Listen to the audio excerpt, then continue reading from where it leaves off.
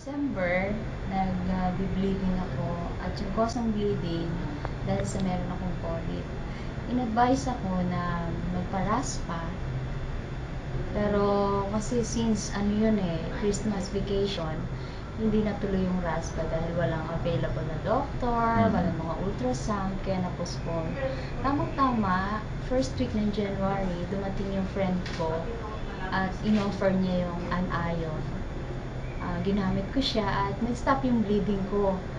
Ngayon, hanggang ngayon, nandito ako sa Winalight kasi dahil sa magandang nangyari sa akin at nag-stop yung bleeding ko, nararamdaman ko na okay na ako, naging ako, at maganda rin yung nangyari dahil nagkaroon ako ng negosyo kasi mas nakaka-relate ako na magdala ng products kasi sa magandang experience na nangyari sa akin.